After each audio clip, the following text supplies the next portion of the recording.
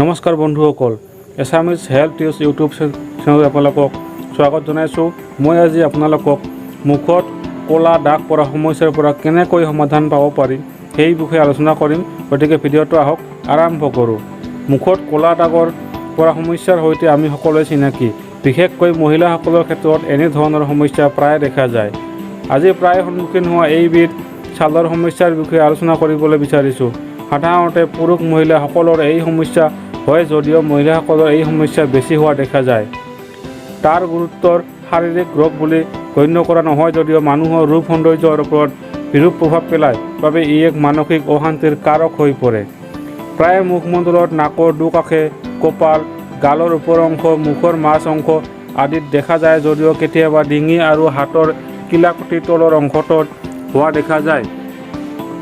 Melanin নামৰ এবিধ ৰঞ্জক পদাৰ্থ আমাৰ শৰীৰত থাকে, যিয়ে ছালৰ, চুলিৰ আৰু আনকি চকুৰ ৰং নিৰ্ধাৰণ কৰে। যাৰ শৰীৰত মেলানিন বেছি থাকে তেওঁৰ ছালৰ বৰণ গাঢ় হয়। শৰীৰত থকা মেলানোচাইট নামৰ কোষবিধে এই মেলানিন প্ৰস্তুত কৰে। ইউমেলানিন, ফিউমেলানিন, নিউৰোমেলানিন আদি বিভিন্ন ধৰণৰ মেলানিন ই প্ৰস্তুত কৰে। এই পদাৰ্থবিধ প্ৰস্তুত হোৱা মূল উদ্দেশ্য হৈছে আমাৰ শৰীৰক সূৰ্যৰ আল্ট্ৰা ভায়োলেট ৰশ্মিৰ পৰা ৰক্ষা কৰে। যেতিয়া মেলানিনৰ পৰিমাণ কোনো অংশত বেছি হয়, তেতিয়া ক'লা বা মুগা ৰঙৰ দাগৰ সৃষ্টি হয়। ফলস্বৰূপে ক্ৰোধ আৰু অতি পৰিশ্ৰমৰ ফলত দূষিত হোৱা বা দাগ পিত্তৰ লগত যুক্ত হৈ এনেধৰণৰ বিষহীন পাতল ক'লা দাগৰ উৎপত্তি কৰে বুলি বৰ্ণনা কৰিছে। গতিকে স্বাভাৱিকতে বুজা যায় যে শাৰীৰিক আৰু মানসিক সুস্থিৰতাৰ ওপৰত এই সমস্যাটো সম্পূৰ্ণ নিৰ্ভৰশীল। গতিকে সঠিক আহাৰ বিহাৰ আৰু মানসিকভাৱে প্ৰফুল্লিত হৈ থকাটো অতি জৰুৰী। অত্যাধিক পৰিশ্ৰম কৰা, তেল মছলাযুক্ত পিত্তবৰ্ধক খাদ্য গ্ৰহণ কৰা, খং, দুশ্চিন্তা, নিদ্ৰাহীনতা, বিৰুদ্ধ আহাৰ গ্ৰহণ কৰা, ৰক্ত ধাতুৰ সঠিক শোষণ নোহোৱা আদি বিভিন্ন কাৰণত এই ৰোগৰ উৎপত্তি হয়। আয়ুৰ্বেদ শাস্ত্ৰত উল্লেখিত ঔষধি যোগ আৰু ঘৰুৱা উপায় কিছুমান আমি তলত আলোচনা কৰিম।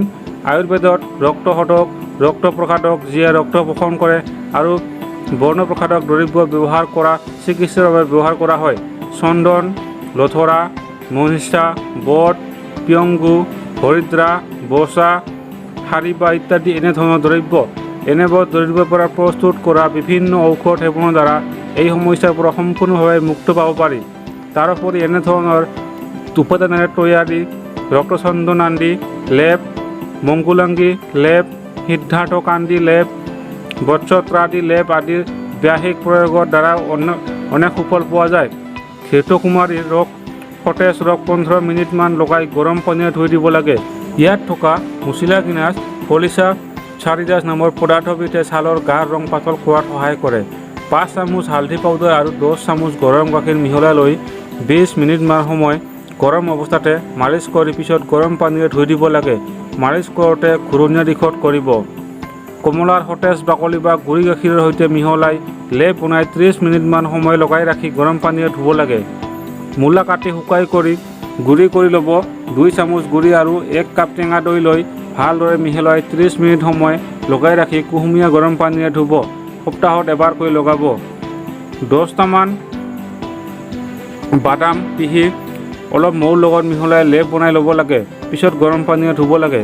সতেজ নেমুৰ ৰসেৰে লাহে লাহে মালিচ কৰি 20 মিনিটমান পিছত গৰম পানীৰে ধুব লাগে। পাৰিলে দিনত দুবাৰকৈ লগাব লাগে।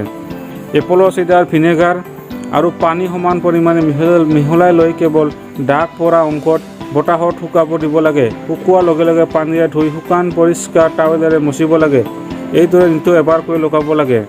2 চামুচ অটমিল, 2 চামুচ গাখীৰ আৰু 2 চামুচ মৌ মিহলাই দাগ পৰা অংশত 5 মিনিট সময় ঘূৰণীয়া দিশত মালিচ কৰি 20 মিনিটমান লগাই থ'ব লাগে। তাৰ পিছত কুহুমীয়া গৰম পানীৰে ধুব লাগে। এটা পকা মধুৰিআম আৰু এটা পকা কল ভালদৰে মিহলাই এটা লেপ বনাব লাগে।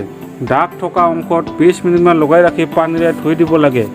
সমান পৰিমাণৰ চন্দন পাউডাৰ, গাখীৰ, নেমুৰ ৰস আৰু হালধি পাউডাৰ মিহলাই এটা লেপ বনাব।